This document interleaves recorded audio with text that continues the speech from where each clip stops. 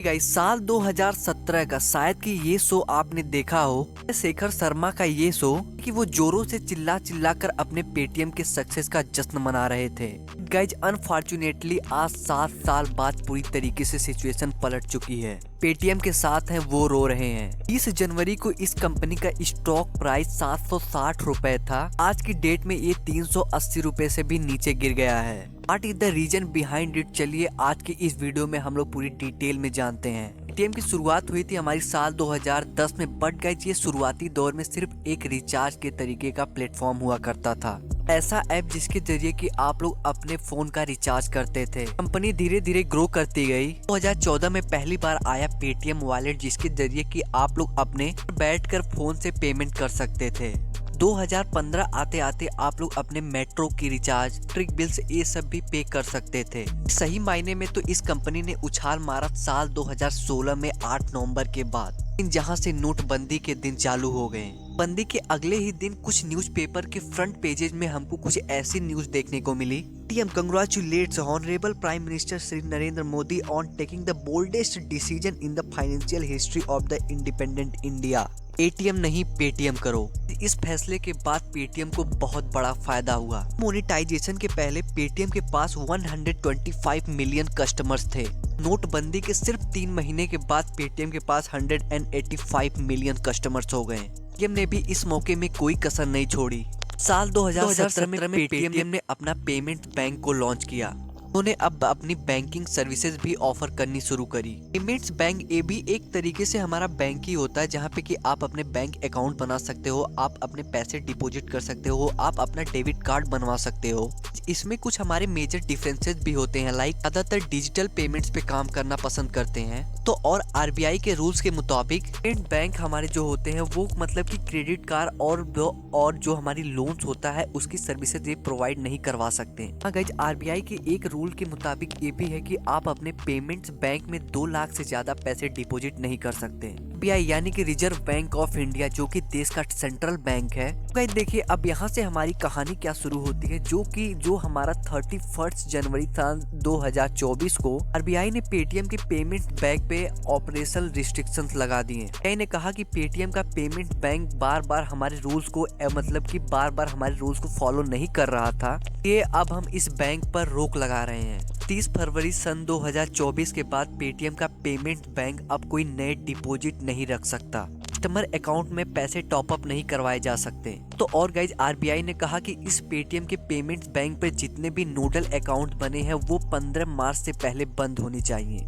Guys nodal account वो account होते हैं जो कि ये ई कॉमर्स वाले ऑनलाइन बिजनेसेस वाले यूज करते हैं। गाइज देखिए, इसके पीछे की कहानी क्या है। दरअसल बात ये है कि पेटीएम को आरबीआई द्वारा बार बार वार्निंग दी जा रही थी पहले से ही, पर 2017 में पेटीएम का पेमेंट बैंक जो कि लॉन्च किया गया था और जून मतलब कि 2018 में पहले ही आरबीआई की तरफ से वार्निंग आ गई थी। वार्निंग के रीजन तो बहुत सारे थे, बट मैं आपको कुछ बता देता हूँ। पेटीएम के पेमेंट्स ऐप पे अपना मतलब कि आईडी बना रहे थे, उनकी कस्टमर आईडी मतलब कि अच्छे से चेकअप नहीं की जा रही थी। तो आईसी यानी कि नो योर इस पे एक्शन जरूर लिया। उसके बाद फिर आरबीआई ने कहा कि हाँ अब ये ऑन बोर्डिंग कर सकते हैं। 6 महीने के बाद रिस्ट्रिक्शंस लगाई गई थी वो हटा दी गई। बट गाइस करीबन 2.5 साल बाद पेटीएम को एक और बड़ा झटका लगता है। पेटीएम के ऊपर 1 करोड़ का मतलब कि फाइन लगाई जाती है। गाइस उन्होंने अपनी लाइसेंस एप्लीकेशन भरते वक्त गलत इंफॉर्मेशन भरी, फिर से कस्टमर ऑन बोर्डिंग पर रोक लगाई जाती है। अक्टूबर 2023 एक बार फिर पेटीएम पर फाइन लगाया जाता है। इस बार लगाया जाता है 5 करोड़ रुपए का। मैंने सोचा कि 2 बार फाइन लगाने के बाद अब तो पेटीएम सुधर जाएगा, बट गाइज पेटीएम ने इन सब चीजों को सीरियसली नहीं लिया और इसी रीजन की वजह से 30 जनवरी को आरबीआई ने कहा कि बहुत हुआ ये सब, अगर आप लोग ढंग से रूल्स और रेगुलेशन को फॉलो नहीं कर पाते तो इस सब को हटाओ।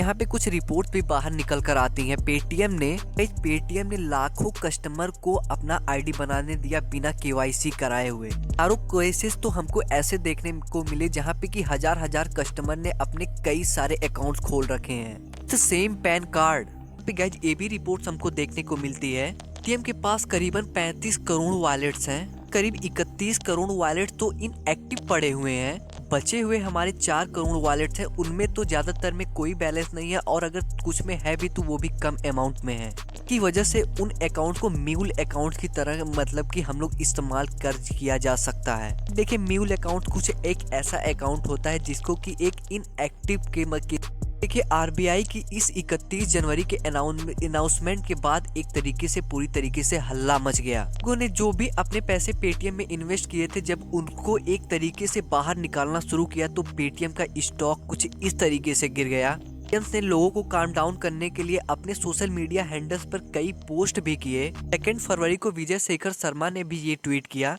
Every challenge there is a solution and we are sincerely committed to serve our nation in full commitment. India will keep winning global accolades in Paytm innovation and inclusion in financial service.